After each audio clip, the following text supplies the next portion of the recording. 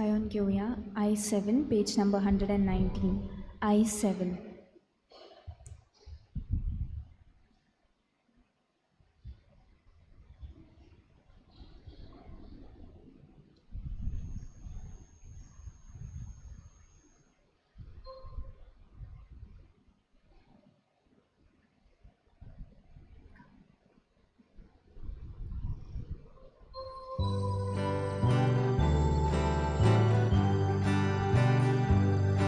Jesu Christa vorbi,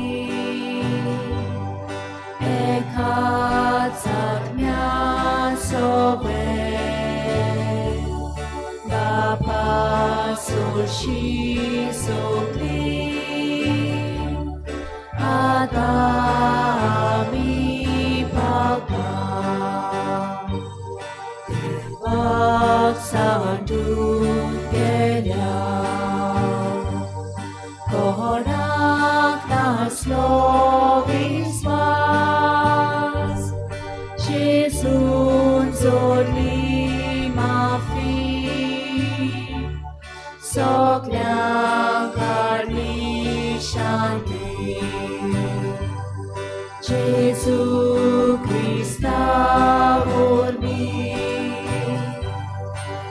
ekațat miasowe, pasul și socli, atami paga. सगळ्यांक तुमकां देव बरो दिसत्यो काय जेजू करपा दिव. निमाई मोगाचो येवकार तुमकां ह्या आयच्या प्राचीत काळाच्या चवथ्या आयतारान आमची जण एकल्याची मागणी आमी हे पवित्र मिसाचे भेटेन देवा मुखार दवरुया. आमचीच पासत आमच्या घराब्यां पासत आयच्या दिसाक आमच्या फिरगोजीन बावतिजमाचो साक्रामेंत जातलो. कियन के मुतया हाचो गजेंद्रन मुतया आनी प्रतिभा गडकरी हांचो पूत. तशेंच आयज बावतिजम घेता बेनेडिक्ट इमानुएल जोझफ, कार्तिक आनी निकोल हांचो पूत. तांचे देवान भरपूर आशिर्वाद घालूंक आमी मागुया. खेरीत भाशेन भाव भयणीनो, आयच्या दिसाक आमी मागुया आमचे गोंयचे वेगवेगळे प्रश्न जे आसात. एक आसा आमचो ओल्ड गोवा इलिगल बंगलो जो आसा ताचे विशीं आयज दिल्ली जंतर मंतर हांगासर आमचे जायते गोंयचे भाव भयण आयज एक ल्हानसो टोकन प्रोटेस्ट करतात.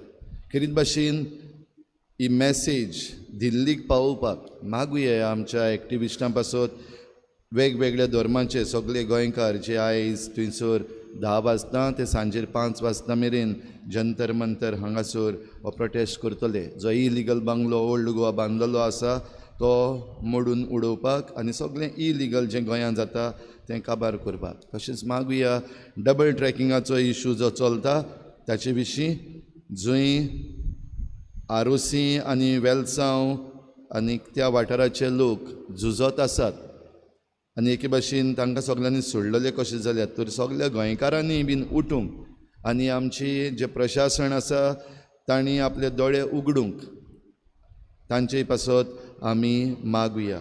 आमचे म्हादेईचो जो इशू आसा तोय बीन देवा मुखार आमी दवरुया. सरकारान आपलें कुड्डेपण आसा तें पयस करूंक, दोळे उगडूंक आनी उजवाडाक येवंक आमी मागुया. आनी सगल्यांक आमकां आमची जण एकल्याची मागणी इल्लोसो वेळ ओगीच रावन देवा मुखार दवरुया.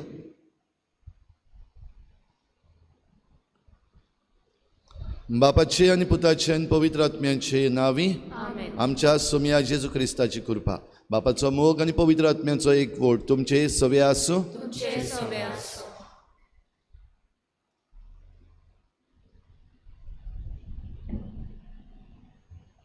मोगाळ भयणी भावांनो, आमच्या जण एकल्याच्या जिवितांत कसलें ना कसलें कुर्देपण आसा. आमी कसल्या ना कसल्या कालोखांत जियेता. वच आनी तोळ्यांत धू हो विशय घेवन आयचो सेवा धर्म आमच्या जण एकल्याच्या जिवितांतलो काळोख पयस करूंक आमचें जिवीत उजवाडान जेवंक आमकां आव्हान दी. हें आव्हान स्विकारूंक आमकां आयतें मन आनी काळीज देवाचें बळ आनी कृपा ह्या पवित्र मिसाच्या बलिदानांत मागुया.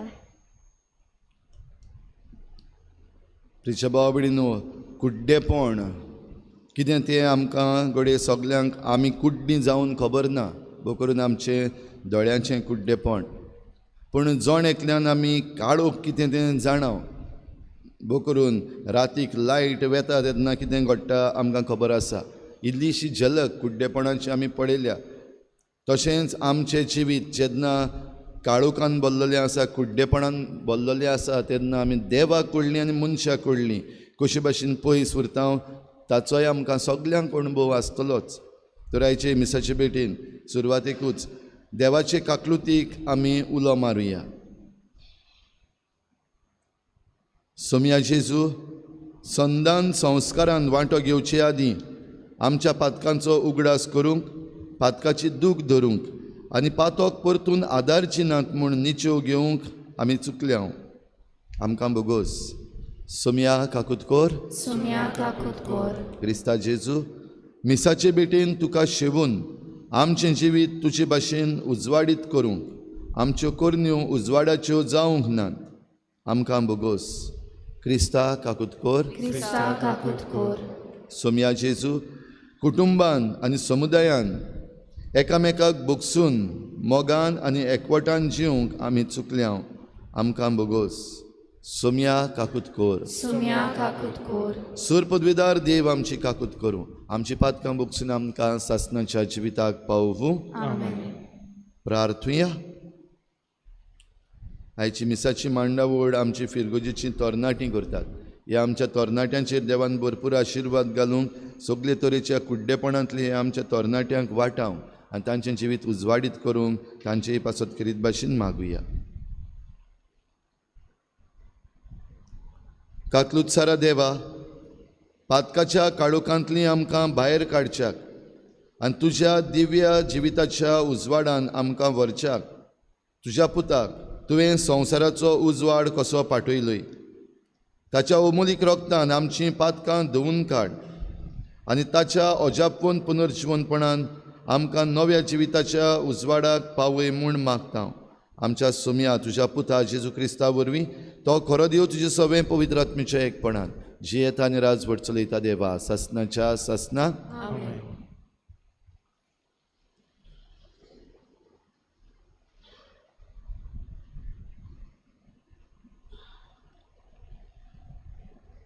सामुएलाच्या पयल्या पुस्तका वेले वाचप. त्या दिसांनी सर्वेस्परान सामुएलाक म्हणलें, तुज्या आयदनांत तेल बोर आनी वाटेक लाग. बेतलेमाच्या जेसे सरशी हांव तुका धाडटा, कित्याक ताच्या पुता मदलो हांवें म्हाका एक राजा विंचून काडला. थंय पावतूच सामुएलान एलियाबाक पळयलो. तेन्ना ताणें आपल्या मनांत चिंतलें, होच जावंक जाय तो सर्वेस्परान विंचून काडलोलो, ताचे मुखार उबो आसा तो. पूण सर्वेस्परान सामुएलाक म्हणलें, तो सुंदर वो व्हडलो म्हूण पळोवं नाका, कित्याक हांवें ताका सोडला. मनशाचे नदरेन देव पळयना. मनीस भायलो आकार पळयतात, पूण सर्वेस्पर काळजाचो ठाव घेता. जेसेन सामुएलाक आपले 7 पूत दाखयले, पूण सामुएलान जेसेक म्हणलें, हांकां सर्वेस्परान विचूंक काडूंक नात. तेन्ना ताणें जेसे लागीं विचारलें, तुका इतलेच पूत आसात?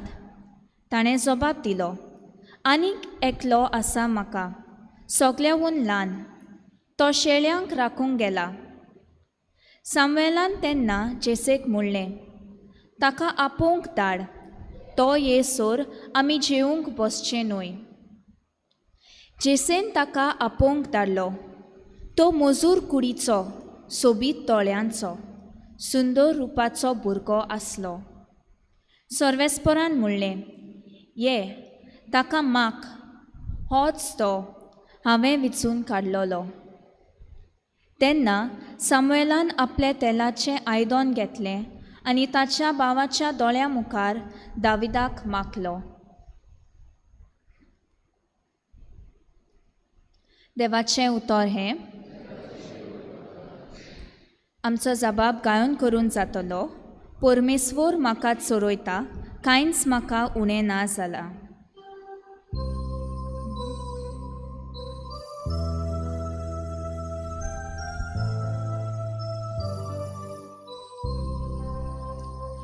परमेश्वर म्हाका चोरयता, कांयच म्हाका उणें ना जालां. परमेश्वर म्हाका चोरयता, कांयच म्हाका उणें ना जालां. पांच विचार तुजी चोरवणा, तोय म्हाका विसोफ तूं दिताय. तोणूत का सोरी पावयताय, तोय म्हज्या आत्म्याक जीव भरताय. मान राखून तुज्या नांवाचो, नीज मार्गान म्हाका चलयता. परमेश्वर म्हाका चोरयता, कांयच म्हाका उणें ना जालां. काळोखांत कोट्यांत हांव सांडल्यार, कसलेंच वायट म्हजेर ना येतलें. हुस्कोना लागींच तूं आसाय, म्हजेशी सदांच तूं उबो. सांगाती दांड्या खोंक्या सयत, गोठाय धीर म्हाका तूं दिताय. परमेश्वर म्हाका चोरयता, कांयच म्हाका उणें ना जालां. अजाप जावन दुस्मान पळयतात, रुचीचें जेवण म्हाका वाडटाय. दुमदुमीत माथ्यार तेल घालताय, पोलेपण करपा दिसान दीस. कसकशीत म्हजेर देंवतली, देवदाना तुज्या मोगाची. परमेश्वर म्हाका चोरयता, कांयच म्हाका उणें ना जालां. सजनाचे पिराड म्हाकावले, उर्चीत कर म्हज्या देवाचे. हेंच दिखार म्हज्या काळजाचे. परमेश्वर म्हाका चोरयता, कांयच म्हाका उणें ना जालां.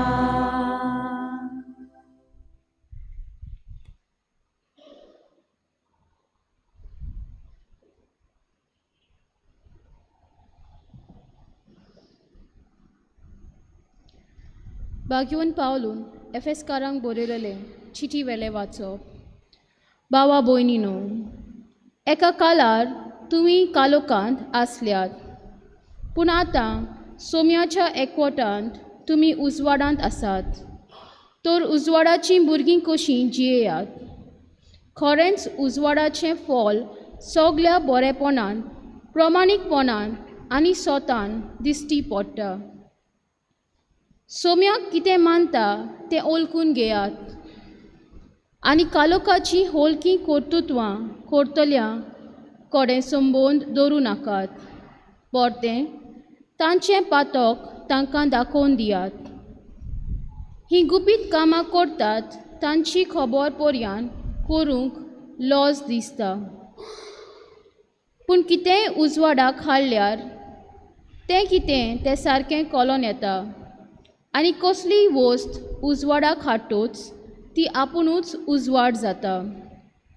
देखून अशें म्हणलेलें आसा, न्हिदलाय तो जागो जा, मेलेल्यांतलो उठून ये आनी क्रिस्ता जेजूक तुजेर पोरजोळून दी. देवाचें उतोरें. देवाचें व्हड उपकार. उद्गाराक उबी रावया. सोमी म्हणटा, हांव संवसाराचो उजवाड, म्हजो पाटलाव करता तो कालोखांत चलचो ना.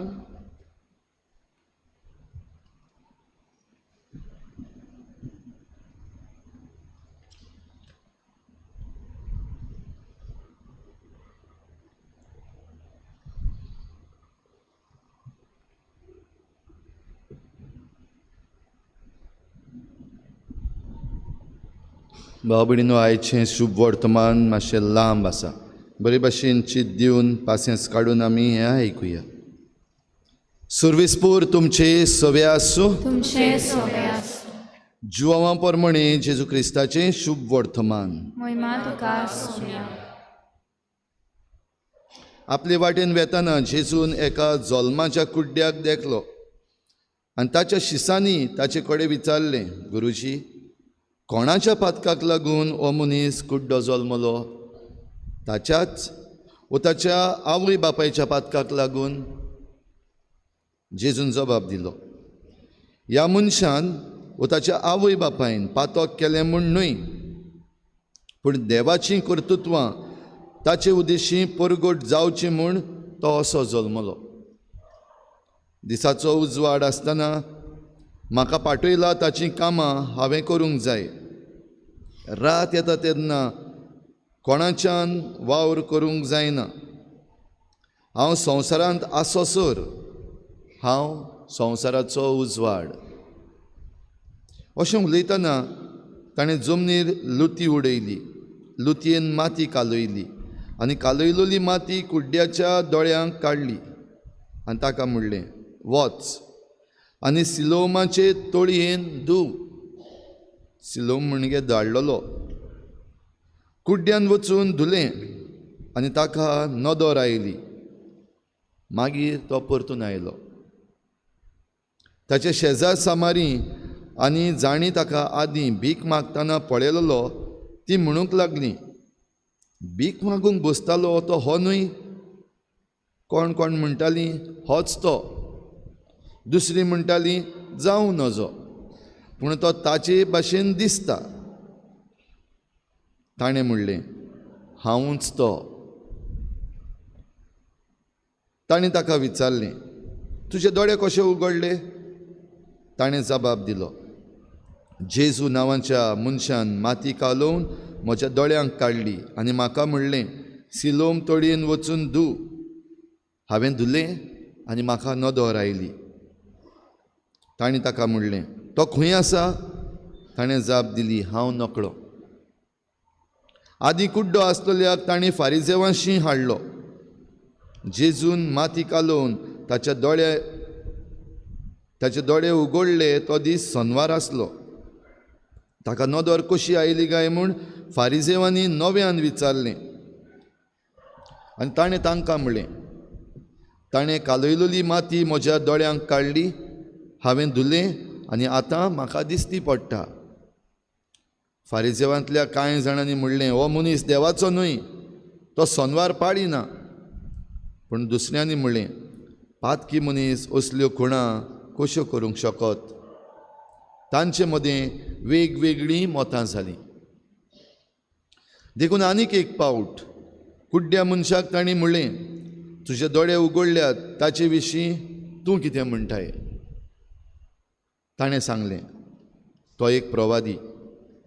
तो कुड्डो आसलो आनी मागीर ताका नदर आयली म्हूण जुदेव सत मानिना जाले. देखून तेन्ना ताच्या आवय बापायक आपोवन हाडून तांणी तांचे कडेन विचारलें, हो तुमचो पूत? तो कुड्डो जल्मल्लो म्हूण तुमी सांगतात, तो आतां कसो पळयता तर? ताच्या आवय बापायन जाप दिली, हो आमचो पूत, आनी तो कुड्डो जल्मलोलो म्हूण आमी जाणा, पूण तो आतां कसो पळयता तें आमी नकळो, आनी कोणें ताचे दोळे उगडल्यात तेंय बी आमी नकळो. ताचेच कडेन विचारात, ताका आपली पिराय आसा, तो आपलें सांगतलो. ताचो आवय बापूय जुदेवांक भियेतालो देखून तांणी अशें सांगलें, कित्याक तो अभिशिक्त म्हूण कोणेंय मानून घेतलें जाल्यार ताका देवस्थानांतलो भायर घालचो म्हूण तांणी थारायलोलें. त्या पासत ताच्या आवय बापायन म्हणलें, ताका आपली पिराय आसा, ताचेच कडेन विचारात. तेन्ना आदीं कुड्डो आसलेल्या मनशाक तांणी दुसरे पावटी आपयलो आनी ताका सांगलें, देवाची वाखाणणी कर, तो मनीस पातकी म्हूण आमी जाणो. ताणें परतून सांगलें, तो पातकी जाल्यार म्हाका खबर ना. एक मात हांव जाणा, हांव आदीं कुड्डो आसलो, पूण आतां म्हाका दिसती पडटा. ताणें ताका विचारलें, ताणें तुका कितें केलें? तुजे दोळे ताणें कशे उगडले? ताणें तांकां जबाब दिलो, हांवें तुमकां आतांच सांगलां आनी तुमी तें कानार घेनात. आनीक एक पावट कित्याक आयकूंक सोदतात? तुमी ताचे शीस बी जावंक सोदतात? ते ताका अशें हिणसावंक लागले, तूं जाताचो शीस, आमी मोइजेसाचे शीस. देव मोइजेसा कडेन उलयल्लो म्हूण आमी जाणो, पूण हो मनीस खंयचो आयला तें आमी नकळो. त्या मनशान जबाब दिवन म्हळें, अजाप तें हें, तो खंयचो आयला तें तुमी नकळो, आनी तरी ताणें म्हजे दोळे उगडले. देव पातक्यांचें आयकना म्हूण आमी जाणो, पूण कोण देवाची भक्ती करता आनी ताची कुशी पाळटा जाल्यार देव ताचें आयकता. संवसार घडलोल्याक कोणें कुड्डो जल्मल्ल्याचे दोळे उगडल्यात म्हूण कधीच आयकूंक ना. हो मनीस देवाचो न्हय आसलो जाल्यार ताच्यान कितेंच करूंक जावचें नासलें. ताणें ताका प्रतिपाड केलो, तूं निबेल पातकान जल्मलाय आनी आमकां शिकोवंक आयलाय? आनी तांणी ताका भायर घालो. तांणी ताका भायर घालो म्हूण जेजूच्या कानार पडलें. आनी ताका तो मेळ्ळो तेन्ना जेजून ताका विचारलें, तूं मनशाच्या पुताचेर विस्वास दवरताय? ताणें परतून जाप दिली, सायबा, हांवें ताचेर विस्वास दिवंक तो कोण तो म्हाका सांग. जेजून म्हणलें, तुवें ताका देखलाय आनी तुजे लागीं उलयता तोच तो. ताणें म्हणलें, सायबा, हांव विस्वास दवरतां. आनी पांयां पडून ताणें जेजूक नमस्कार केलो. जेजून म्हणलें, न्हीद करूंक हांव ह्या संवसारांत आयलां. जांकां दिश्टी पडना तांकां नदर मेळच्याक आनी जांकां दिश्टी पडटा ती कुड्डी जावच्याक हांव आयलां. ताचे सुरशीं आसलेल्या थोड्या फारिजेवांनी हें आयकून ताका म्हणलें, आमी कुड्डे बी? जेजून तांकां म्हणलें, तुमी कुड्डे जाल्लेच जाल्यार तुमकां गुन्यांव आसचो नासलो, पूण आमकां दिश्टी पडटा अशें तुमी म्हणटात देखून तुमी पातकांतूच आसात.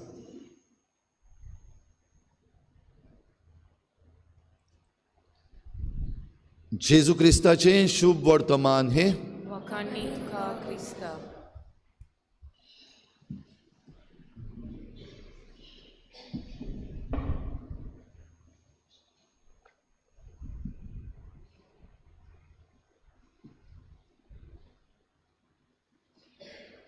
भाव भयणीनो, आयचें शुभ वर्तमान खूब लांब आनी आयचो संदेश एकदम सोबीत.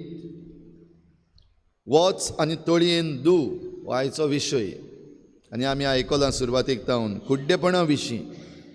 सुरवातेक आमी म्हणलां केन्ना ना जाल्यार केन्ना आमी कुड्डी कशीं जाल्या वो आमकां दिश्टी पडना, आमी काळोखान पडल्या. आनी काळोखान पडटा तेन्ना कितें जाता तें आमकां सगल्यांक खबर आसा, ताचेर चड सांगपाक गरज ना. तर भाव भयणीनो, आयज हें लांब शुभ वर्तमान आसा ताचेर एक बरीशी नदर मारुया आनी हें कुड्डेपण जें आसा तें समजून घेवया. एक गीत आसा इंग्लिशींतल्यान, open the eyes of my heart lord, open the eyes of my heart, I want to see you, I want to see you. भाव भयणीनो, ह्या गितान हीं उतरां आसात तीं कुड्ड्याचीं, आनी हो कुड्डो पळयोवंक सोदता आनी पळयोवंक सोदता देखून मागता. कोणा लागीं मागता? जाच्यान आपणाक बरो करूंक जाता ताचे लागीं मागता. ह्या गितान जो कुड्डो मागता तो आपले काळजाचे दोळे उगड म्हूण मागता, आपले ओत्मीक दोळे उगड म्हूण मागता. आयज शुभ वर्तमानान कितले कुड्डे आमकां मेळ्ळ्यात, कितल्या कुड्ड्यांची खबर तुमी आयकल्या. जेजून कुड्ड्याक बरो केला. कितले कुड्डे आसले?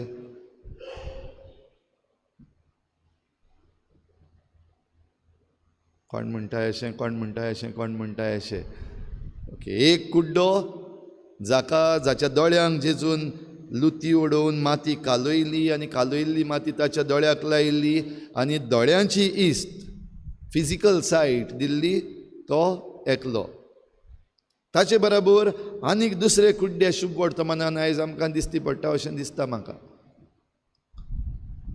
जेजूचे शीस आसले ते कुड्डे,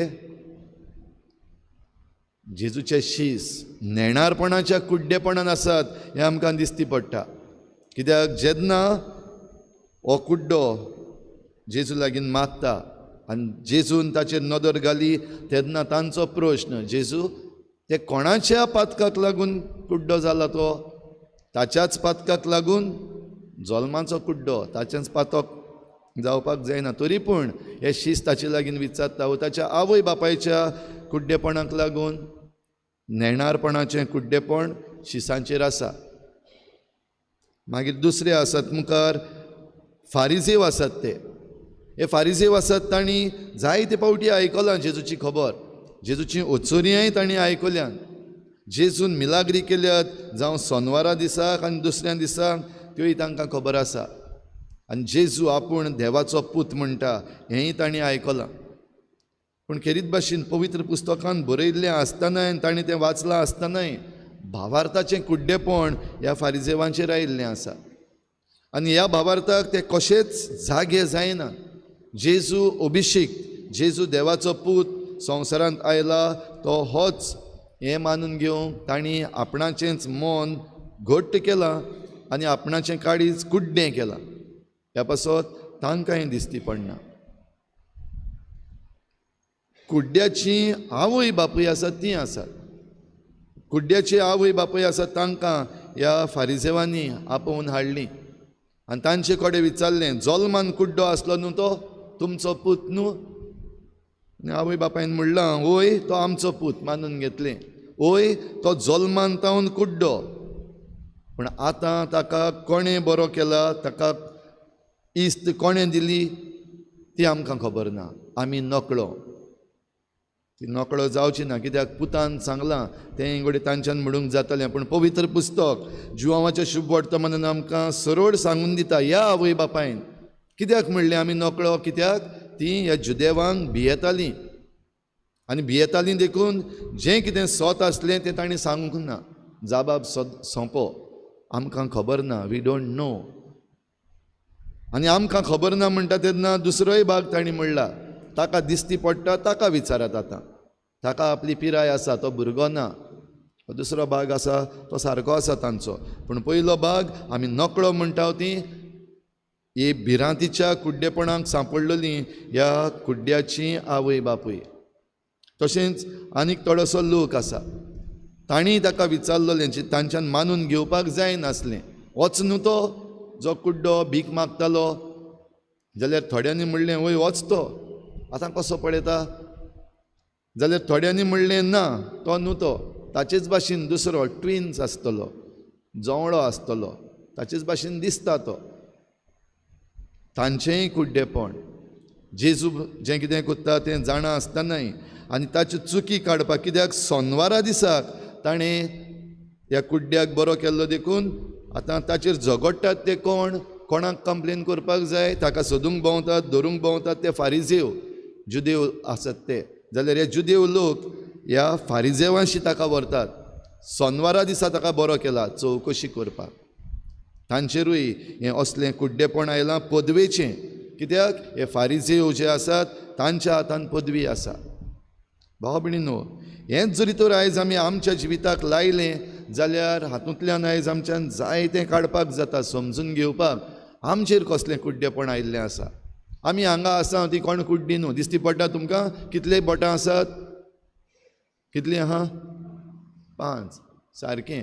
म्हणटच तुमी कोणूच कुड्डी न्हू, तुमकां दिसती पडटा. भाव भयणीनो, आमच्या दोळ्यांनी आमकां दिसती पडटा आसतनाय आयज आमचे मदें हांगासर जायतीं कुड्डी बसलेलीं आसात. दिसती पडोन दिसती पडना तसलीं, मन आसोन समजना तसलीं, काळीज आसोन कसलींच इमोशन्स ना तसलीं, ओ मुद्दम घोट करून दवरलेलीं, आय डोंट नो, आमकां खबर ना म्हणटा तसलीं.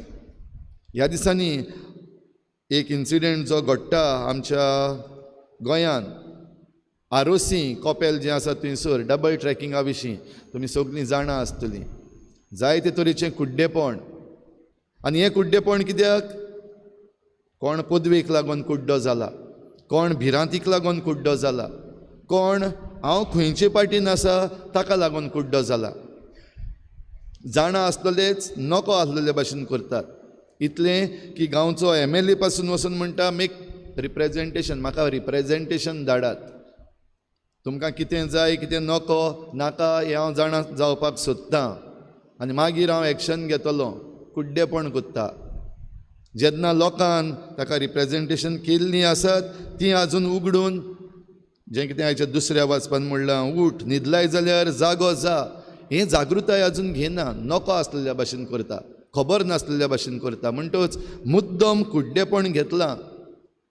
बरें, ताचीय आनीक कारणां आसत, पूण कुड्डेपण आजुनूय दिसती पडटा. तातूंत भितर थोडो लोक आसा ते म्हणटा आयज आमी डबल ट्रॅकिंगाक लागून येवंक ना, आमी फकत तो अंडरपास आसा ताचे पासत आयल्यान.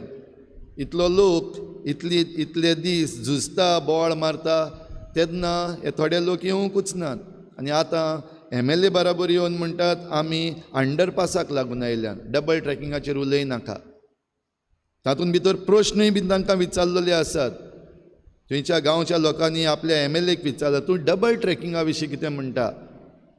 आनी तसल्या वेळार ह्या आवय बापायन जशें केलें आमकां खबर ना, ताकाच विचारात म्हणटा. तसलें करून MLA ओगी कुशीन सरून वयता, वा ताचे सपोर्टर आसा ते ताका घेवन वयतात. भाव भयणीनो, ही ल्हानशी घडणी जी ह्या दिसांनी घडल्या, पूण इतलें कुड्डेपण जें आमकां दिसती पडटा, जंय जे कोण कुड्डे आसात ते आपूण जाणाच म्हणटात. आनी जशें जेजून ह्या फारिजेवांक म्हणलें, ह्या फारिजेवांनी तरी पूण जेजूक विचारलें, गट्स घेतले विचारपाक, आमी कुड्डे बी, तूं आमचे विशीं उलयता कितें उलयता, तूं आमचेर आड उलयता, आमकां दुखता मागीर तुवें हे भाशेन उलयत जाल्यार, आमी कुड्डे बी. आनी जेजून तांकां काय बरो जबाब दिला, तुमी जरी तर कुड्डे आसले जाल्यार बरें जावपाचें, तुमकां नदर दिवपाक जाता, जे भाशेन ह्या कुड्ड्याक नदर दिल्या. पूण तुमी म्हणटात आमकां दिसती पडटा, तुमकांच तुमी फटयत आसात आनी कुड्डे जावनूय तुमी कुड्डे न्हय जाल्ल्या भाशेन करतात आनी खऱ्या कुड्डेपणान पडल्यात जाल्यार तुमी पातकांचूच आसात. भाव भयणीनो, हें आयज आमच्या जिविताक आमी लायत जाल्यार आमचे मदलीं कितलीं जाणां कुड्डीं आसात. कितली आमकां आयज म्हायती आसतनाय आमी आयज ओगी आसात. गोंयकार आमी आमचें सोडचें ना, आमी बाराबर रावतले हांव ना रे, आमचे जायते. आयच्या पयल्या वाचपान असले कुड्डेपणाची खबर आमी आयकता आनी देव ताचे विशीं कितें करता. इस्रायल पोरजेक पयलो राजा नासलो, देव तांकां चलयतालो. आनी ही इस्रायल पोरजा दुसऱ्या गांवांक वा दुसरे देश जे आसात तांकां पळयता, तांचे राजा आसात. आनी आमकांय राजा दी अशें म्हणून ह्या लोकान मागलोलें.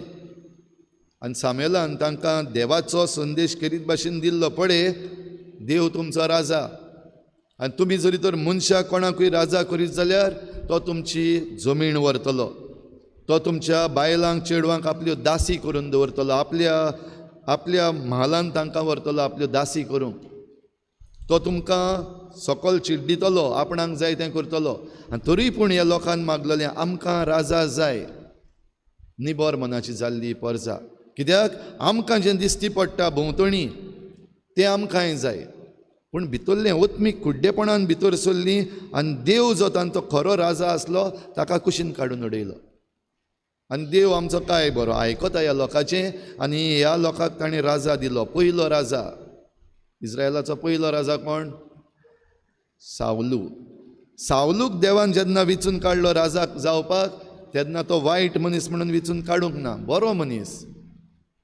आयकतलो म्हजें, देव सांगता ते भाशेन चलतलो, प्रवाद्याचीं उतरां आयकून चलतलो, ताका राजा केलो.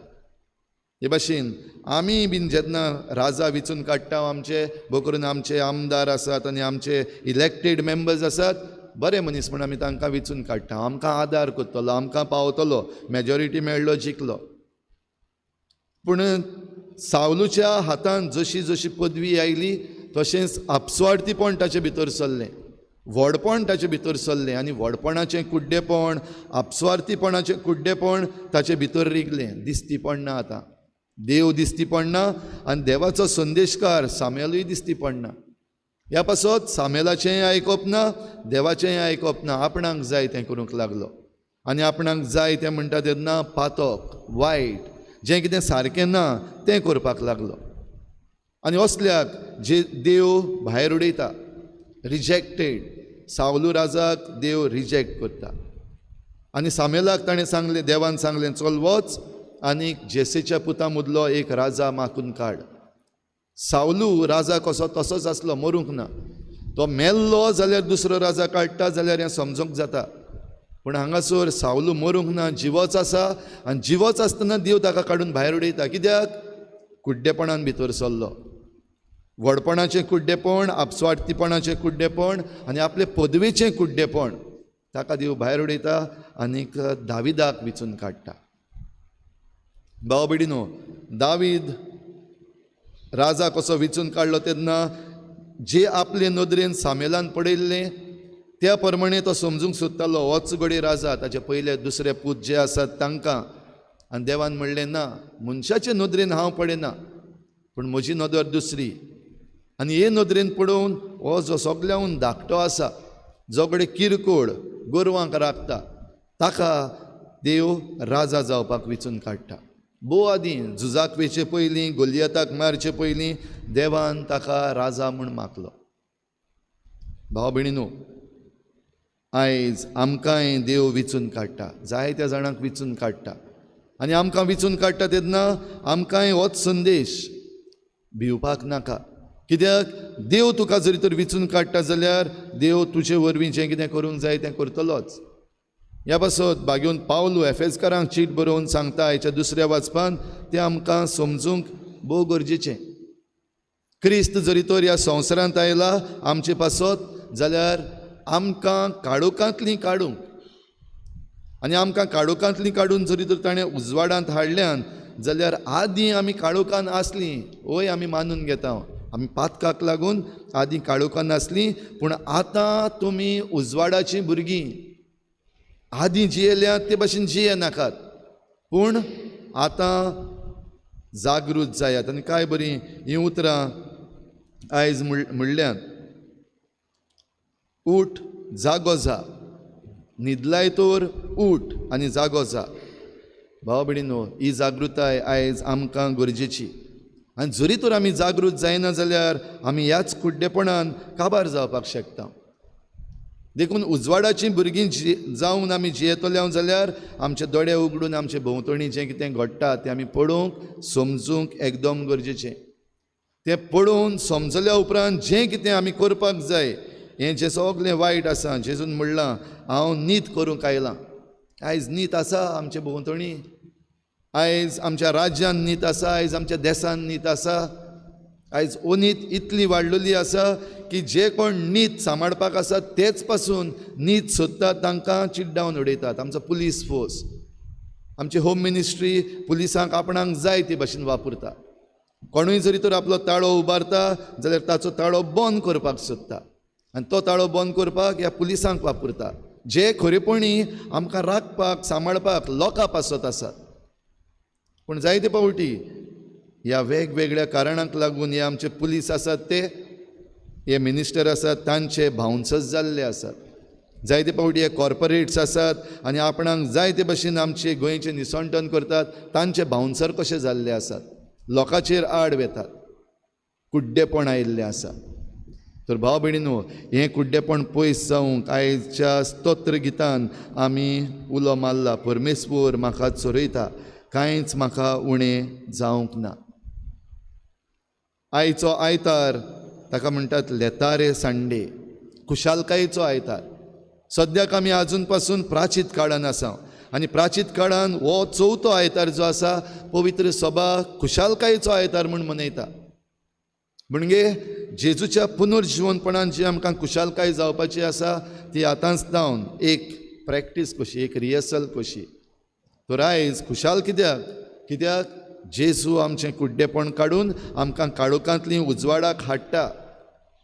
खुर्सार मरून पुनर्जिवन जावन जेजू हेंच करतलो, आमकां पातकाच्या काळोखांतलीं काडून जिविताच्या उजवाडान हाडटलो.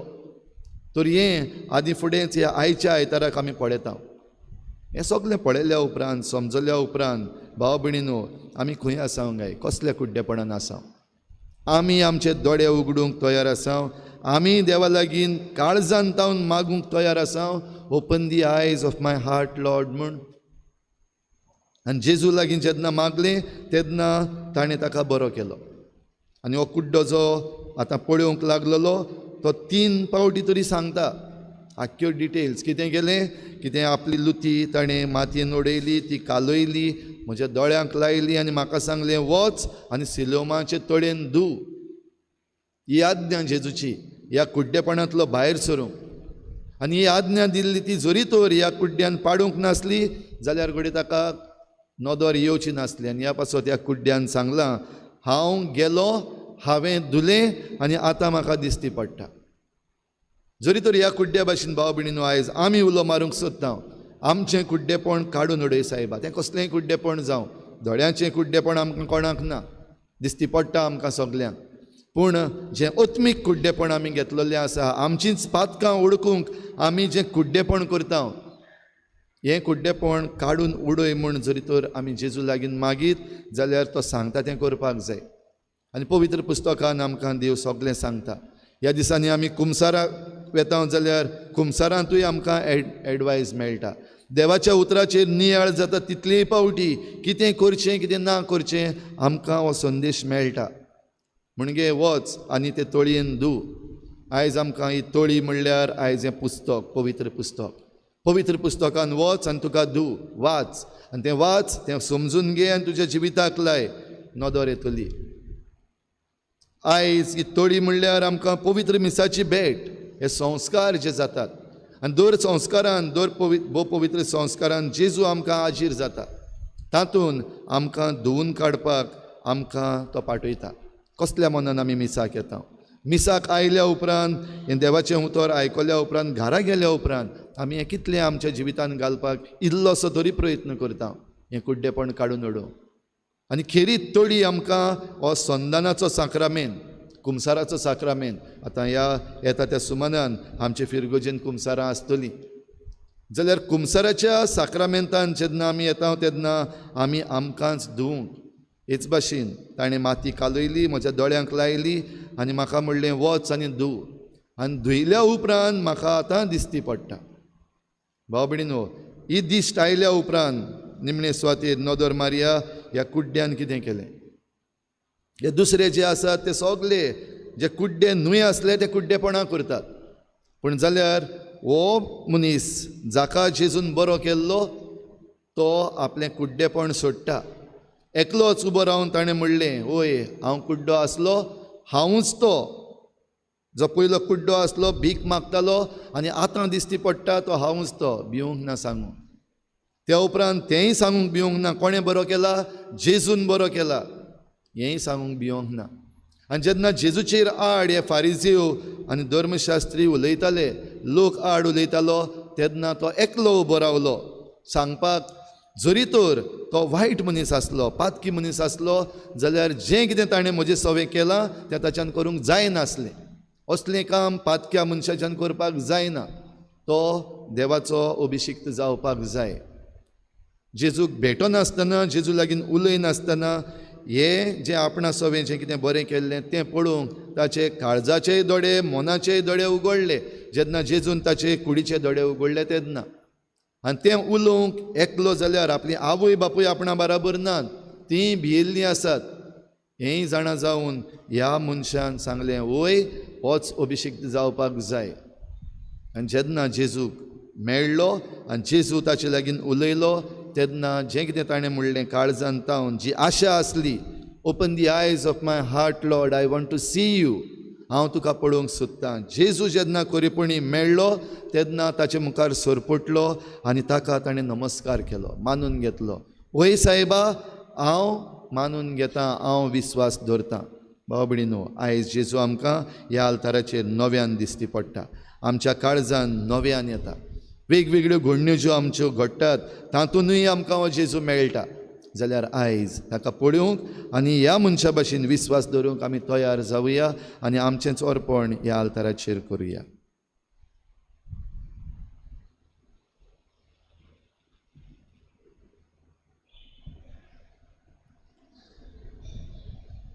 सगळीं उबी रावया. सतमंतान देवा, सुरपदविदार बापा, स्वर्गांत पृथ्वीशार वचणारा आनी जेजू क्रिस्ता ताच्या एकल्याच पुता आमच्या सुम्या, तो पवित्र आत्म्या वरवीं करपी समोलो, आंकवार मारयेतान जल्मलो, पोंच काल ताणें कोश सोंसलें, ताका क्रुसार सोडलो, तो मेलो आनी ताका न्हिदपिलो, तो मेल्ल्या मदें देंवलो, तिसऱ्या दिसा मेल्ल्यांतलो जिवोन जालो, सर्गार चडलो, सुरपदविदार देवा बापाच्या उजव्याक बसला, तुवें तावन जिवे आनी मेल्ल्यांची मुत्सुबी करूंक येतलो. सतमानता पवित्र आत्म्या, कातोलीक पवित्र सुबेक, भक्तांचो एकतार, पातकांचे बोगसणे, कुडीचे जिवंतपण, सासणांचे जिवीत. आमेन. आमची थोडीशी मागणी आतां खतखत्यान आमी देवा मुखार दवरुया.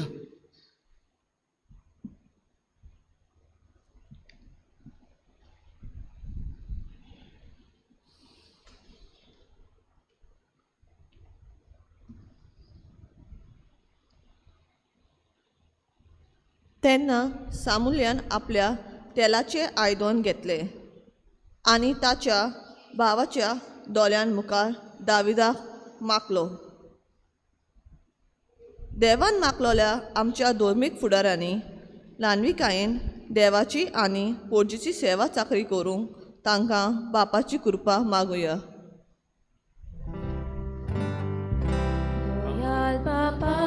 तुझ्या भुरग्यांची मागणी आय, आमची काकूट कर.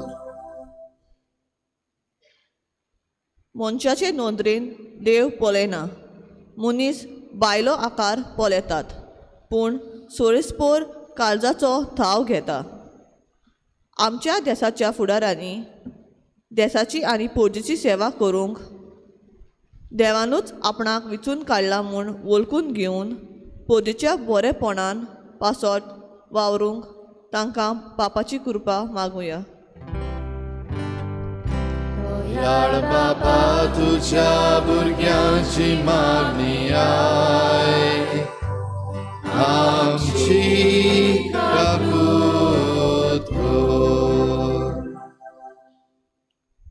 एका कालार तुमी कालोखांत आसल्यात, पूण आतां सोम्याच्या एकवटान तुमी उजवाडांत आसात. तर उजवाडाची भुरगीं कशीं जियेयात.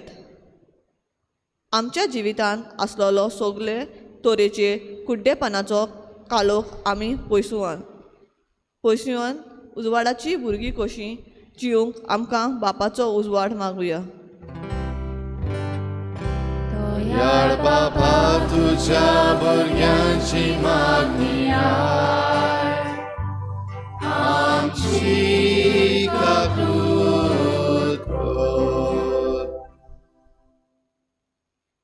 ताणें जमनी रुती उडयली, लुतयेन माती कालोयली आनी कालोयल्ली माती कुड्ड्याच्या दोळ्यांक काडली.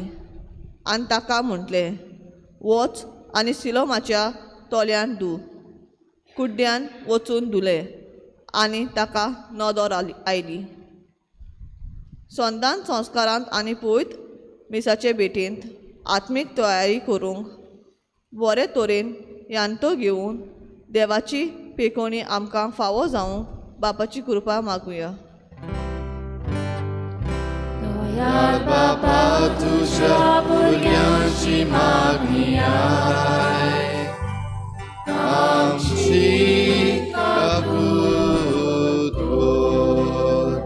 आमची जण एकल्याची खासगी मागणी आमी देवा मुखार दवरुया. आमच्याच गोराब्या पासत, आमच्याच वावरा दोंद्या पासत, आमचे फामिली पासत, आमच्या खासगी जिविता पासत मागुया.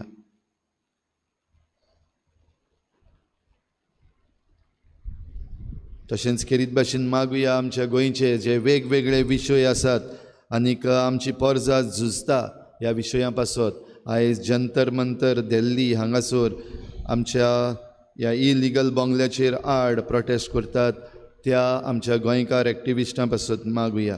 सेव मादेई आजून पासून सरकार एके वाटेन थोंड सवका करता जाल्यार जे एक्टिविस्ट आसात ते आनीक बरे भाशेन तें करपाची सोल्युशन दितात ती तांणी घेवंक, तांणी आयकूंक आनी सरकार आनी एक्टिविस्ट आनी लोक बाराबर येवन आमची म्हादेय सांबाळूंक आमी मागुया.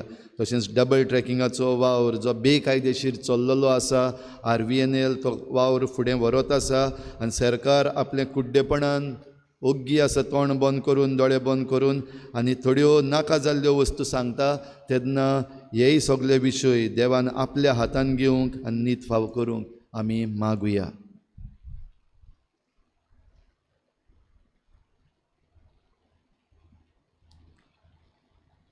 सर्गीच्या मोगाळ बापा, आमी तुजे मुखार दवरल्या ती मागणी दोयेन आयकून घे आनी आमच्या कुड्डेपणांतली आमी भायर सरून आमकां नवी नदर दी. क्रिस्ता आमच्या सोम्या वरवीं आमेन. गायन घेवया C4 page number 29. C4.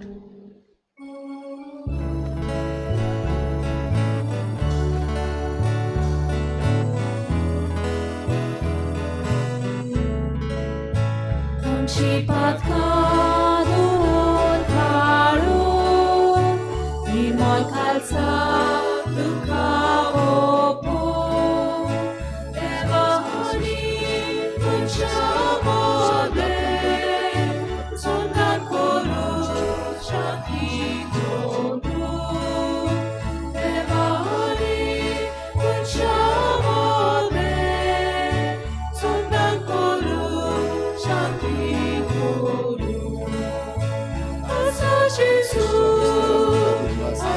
Jesus, Tu és de novo todos Asa Jesus, Tu és de novo todos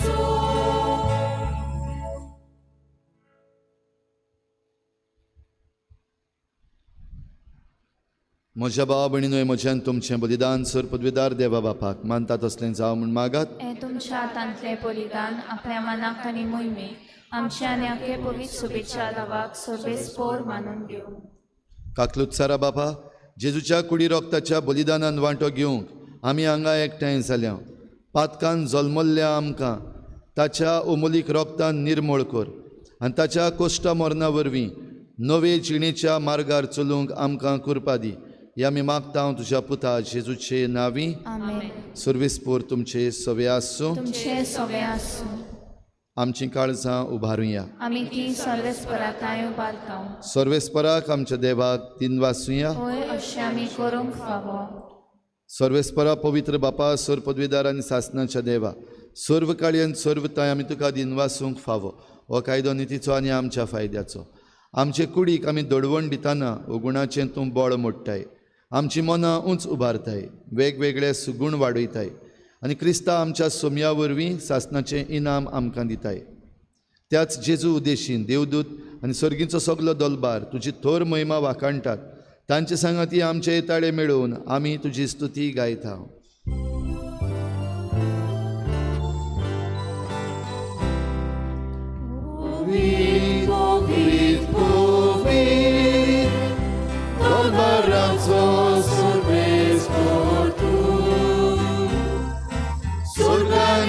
संसार भोवला तुझ्या वैभवान उत्सर्गीत तुका चोय चोय सर्वेस्पराचे नावी येता ताका चोय उत्सर्गीत तुका चोय चोय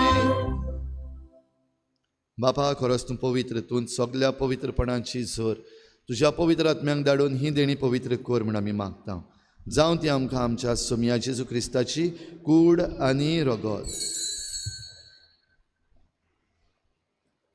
आपलेच कुशीन कोश्ट मरण सोंसुंकवेचे आदीं ताणें उंडो घेतलो तुका दिनवासून तो मोडलो तो आपल्या शिसांक दिलो आनी म्हळें हो तुमी समेस्त घेयात आनी खायात ही म्हजी कूड तुमचे पासत समर्पणची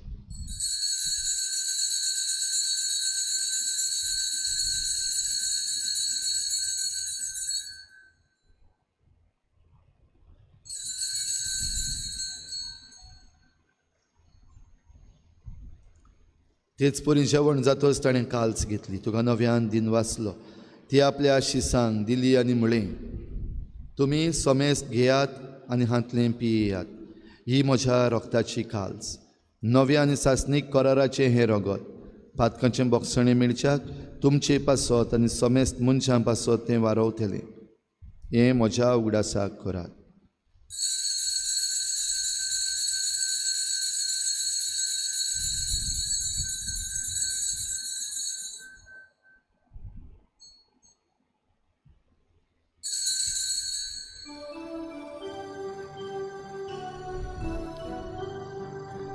भावार्थाचो गुट परगटून या सोम्याचे सुवामी उर्नो खाता आनी एकाची प्रेमिका कितें पावटी तूं वैभवान येसो आमी तुजें मरण परगटता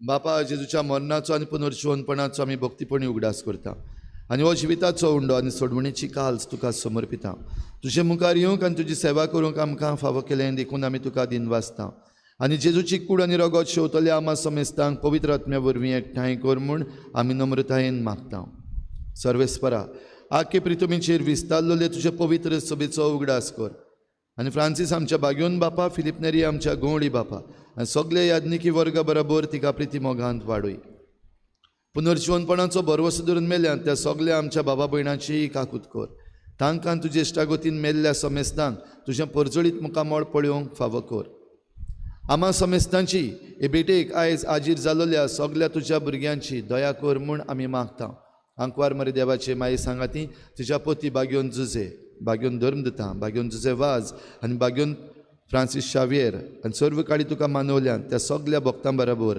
सासणाच्या सुखांत आमकां वांटो दी तांची सांगाता तुजी मोहिमा गावूंक आमकां फावो कर जेजू क्रिस्ता तुज्या पुता वरवीं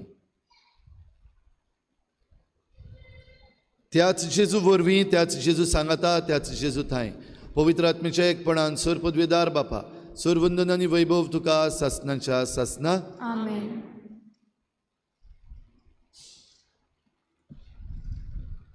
आमचे भितरलें कुड्डेपण काडूंक जेजू आमकां हात लायता जेजू आमकां आज्ञा दिता ती आज्ञा पाडून आमचें सगळे भाशेचें कुड्डेपण आमी जेजूच्या हातान घालुया आनी नवी नदर मागून जेजून शिकयल्लें प्रार्थन बापाक उबारुया आमचे बापा स्वर्गींच्या तुजें नांव पवित्र जावं तुजें राज आमकां येवं तुजी खुशी स्वर्गार जाता तशी संवसारांत जावं आमचो दिसपट्टो गिराज आमकां दी आनी आमी आमचे चुकल्यांक बक्षिता तशी आमची पातकां बगोस आनी आमकां काळणीत पडूंक दिवं नाका पूण वायटांतली आमकां निवार सर्वेस्परा सोर वायटांतली आमकां निवार दया करून ह्या जिवितांत सवस्काय आमकां दी सर्गींच्या सुखाक आनी आमच्या सोडवणणारा जेजू क्रिस्ताच्या येण्याक आमी बरवाशान वतरेकता तर आमकां तुजे उदार काकलुतीन सर्व पातकांतली सुटय आनी सर्व आकांतांतली वाटाय कित्याक राजवकी पदवी आनी मोहिमा तुजी सासणाच्या सासणाक सोम्या जेजू क्रिस्ता तुवें तुज्या धर्मदूतांक म्हळें तुमकां शांती दवरता, म्हजी शांती तुमकां दिता. आमच्या पातकांचेर न्हय पूण तुजे पवित्र सोबेच्या बाबार्ताचेर दिश्ट घाल आनी तुजी कुशी परमणी तिका शांती दी आनी तूंच तिका एकवटान सांबाळ. जो जियेता आनी राजभोट चलयताय ससनाच्या ससना. सोम्याची शांती सदां घाल. तुमचे सोबे आसूं. तुमचे सोबे आसूं. एकामेकाक मोगान शांती दिवया.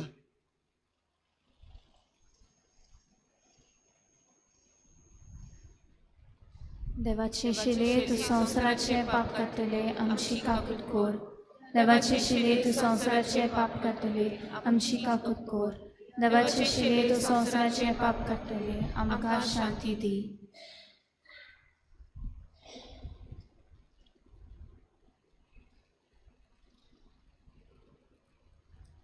ही देवाची शेळी संवसाराचें पाप काडटा ती. शेळीच्या जेवणाक आपयल्यान ती आमी सगळीं सुभागी. सुम्या तुवें म्हजे भितर येवचें म्हाका फावना पूण तुज्या एकाच उतरान म्हाका भलायकी मेळटली.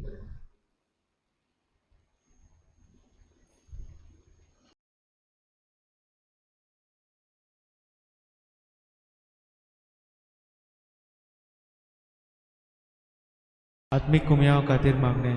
मोगाळा जेजू, मोगाळा तूं जेजू, भोव पवित्र संस्कारां तूं भोव पवित्र संस्कारां हाजीर आसाय म्हूण हाजीर आसाय हांव म्हूण सोत मानता. हांव सोत मानता. सगळ्या वस्तूंनी हांव सगळ्या वस्तूंनी हांव तुजो मोग करता तुजो मोग करता आनी हांव तुका आनी हांव तुका म्हज्या आत्म्यान घेवन म्हज्या आत्म्यांत घेवन आशेता. आशेता. हे घडयेक एक घडयेक तुका हांव संस्कारांत घेवन शकना म्हणटच शकना म्हणटच आत्मीक वाटेन तरी आत्मीक वाटेन तरी म्हज्या काळजांनी म्हज्या काळजांनी तूं म्हज्या काळजान तूं म्हज्या काळजांत आसा म्हूण समजून आसा म्हूण समजून हांव तुका वेंगयता हांव तुका आनी वेंगयता आक्कोच आनी आख्खीच तुका एकवडटा. तुका एकवडटा. तुजे कडसून तुजे कडसून केदींच वेगळो जावं केदींच वेगळी जावं म्हाका दिवं नाका. म्हाका दिवं नाका. आमेन. आमेन.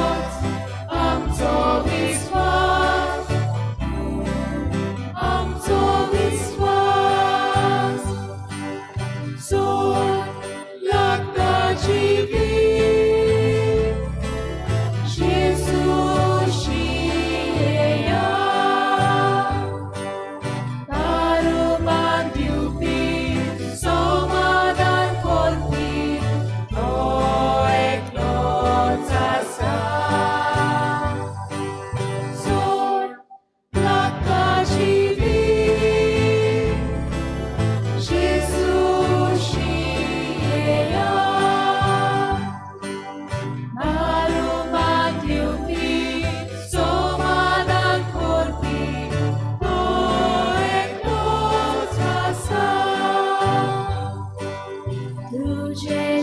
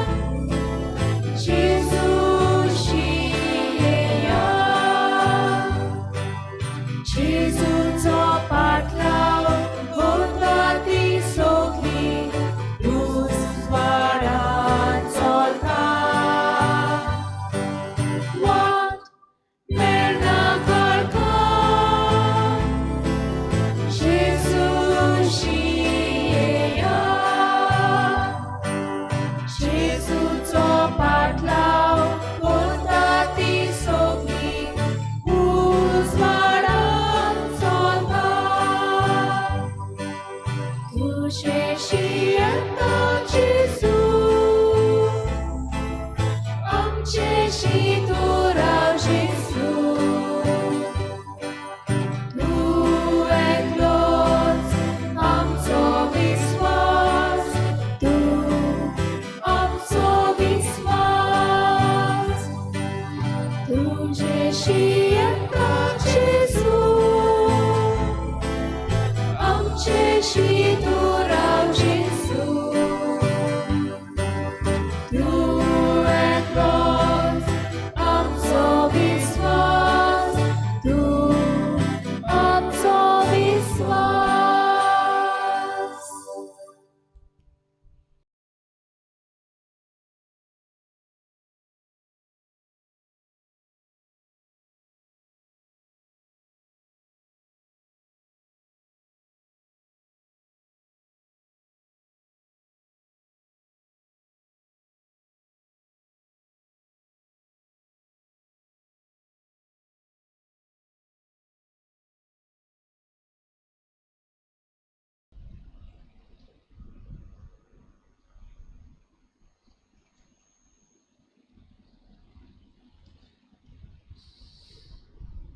प्रार्थुया.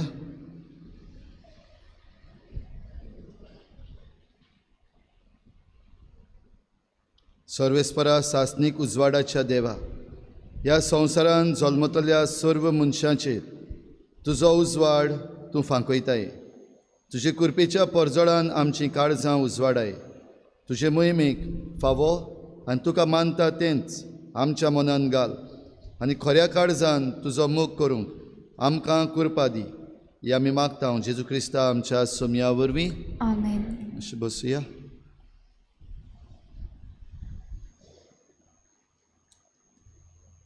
आयज प्राचीत काळाचो चवथो आयतार. आयची मिसाची मांडावळ केल्या आमच्या फिरगोजीच्या तरणाट्यांनी तांकां आमचे दिनवास. गेल्ल्या आयताराक इगोर्जेन दान जालें 20,409 रुपया. दाबोलीं कपेलान 1,516 रुपया. सगळे मेळून 21,925 रुपया.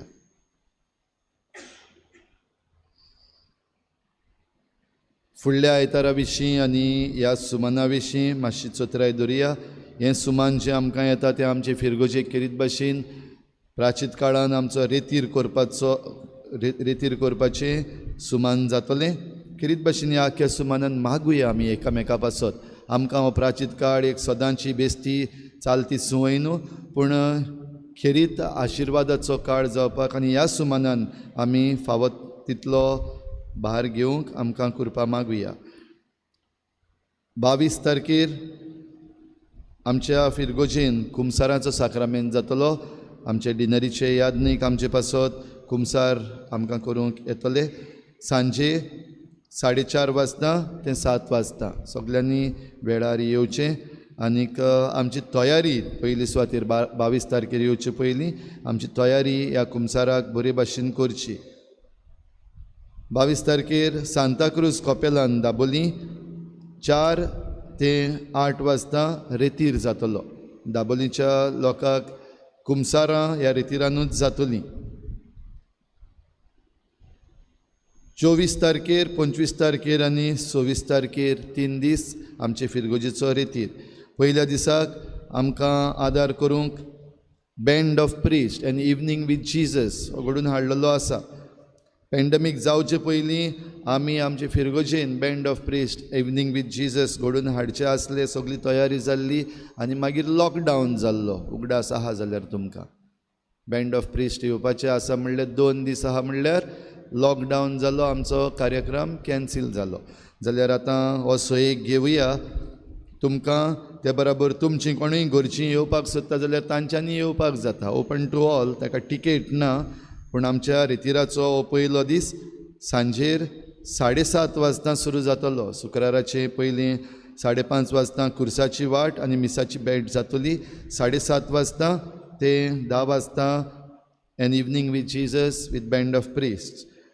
खेरीत भाशेन सगल्या भुरग्यांक आनी तरणाट्यांक आमंत्रण. खेरीत आशिर्वाद हे आमचे यादनीक सगळे यादनीक एक बराबर भुरग्यांक आनी तरणाट्यांक आशिर्वाद दितले. म्हणटच सगल्या तरणाट्यांनी येवचें. त्या दिसाची मांडावळ आमची तरणाटीं करतलीं. सगळ्या तरणाट्यांनी आपली जर्सी घालून त्या दिसाक येवचें. आयज आतां मीस जाल्या उपरांत तरणाट्यांची मिटींग आसा. जीं कोण मिटिंगेक येवपाक पावतात तीं येवपाक पावनात तांकांय बीन सांगता 24 तारखेर आमची तरणाटीं ही मांडावळ सांबाळटलीं. तर सगल्यांनी त्या दिसाक आपली जर्सी घालून हाजीर जावचें. सगल्या आवय बापायनी आपल्या भुरग्यांक हाडची. 25 तारखेर शेनवारा सांजेर आयताराचें मीस जातलें. मीस जाल्या उपरांत 7 वाजता ते 9 वाजता रेतीराचो दुसरो दीस. सगल्यांनी आमी तातूंत वांटो घेवया. 26 तारखेर आयताराची 2 मिसां सकाळीं जातलीं. 6:30 वाजता पयले मीस मांडावळ करतली सेंट फ्रांसीस दे आसिसी समुदाय इग्रेजा. आनी दुसरें मीस 8 वाजता फादर आग्नेल समुदाय आसोय. 10 वाजता ते सांजेर 4 वाजता आमचो रेतीराचो तिसरो दीस आनी आख्खो दीस. तर त्या दिसाक हेर सगल्यो आमच्यो वस्तू आसात त्यो कुशीन दवरुया. आमचे फिरगोजीचो रेतीर फकत हो एक दीस आख्खो दीस आनी सगल्यांनी आमी त्या रेतीरान वांटो घेवचो. सांजेर 4 वाजता मिसाची भेट जातली आनी ह्या मिसाचे भेटेचेर रेतीर सोंपतलो. तर खेरीत भाशेन आमी मागुया एकामेका पासत जे कोण आमकां आदार करपाक येतले, आमकां देवाचें उतर परगटूंक येतले, तांचे पासत मागुया. हे 3 दिसांक आमकां खर्च लागतलोच. तुमकां कोणाकूय हो खर्च मेळोवपाक खुशी आसा जाल्यार तुमी मुखार येवन तुमची देणगी आमच्या इगोर्जेच्या ऑफिसान दिवं येता. तशेंच बुधवारा दिसाक पवित्र संस्काराची बोजवण सांजेर 7 वाजता आनीक शुक्रारा दिसा सकाळचे 6:30 वाजता भोव पवित्र संस्काराची बोजवण जातली. समुदायाची जमात आयज 19 तारखेर सेंट मॅरी मॅगदलेन समुदाय ग्रीन व्हॅली फ्रांसीस डायस हांच्या घरान सांजेर 6 वाजता आनी 28वेर सान जुजेवाज समुदाय डॉमिनोस सायड फ्रांसीस गोम्स हांच्या घरान सांजेर 6 वाजता. मीस जाल्या उपरांत कॉन्फ्रारीची जमात आसतली. सगल्या कॉन्फ्रारीच्या बाबा भयणांक रावपाक मागता. आमची खेरीत भाशेन सुमान 7ची तयारी आनी सांतूस पासूस जो आमच्या फुडल्या सुमानान जातलो ताची तयारी करूंक आमचे कॉन्फ्रारीची भाव भयणां मेळटलीं. सगल्यांनी रावचें. सगलीं उबी रावया.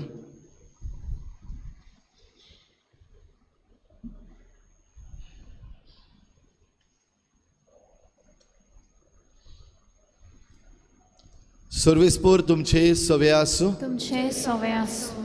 सूर पदवीदार देव बाप आनी पूत आनी पवित्र आत्मा तुमचेर आशिर्वाद घालूं. आमेन. वचून या जेजूची शांतीन आनी मोगान तुमकां धाडटा. देवाचे व्हड उपकार. मीस जाल्या उपरांत कोयराची जी वांगडी आसात तांणी सगल्यांनी रावचे. गायन घेवया F16 page number 93. F16.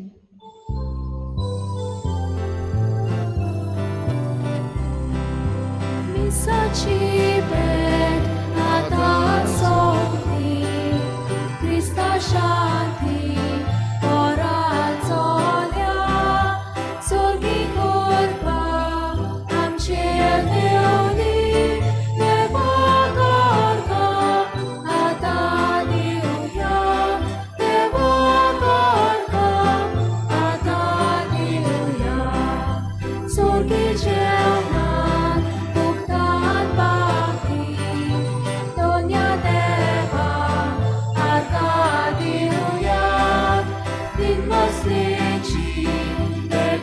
so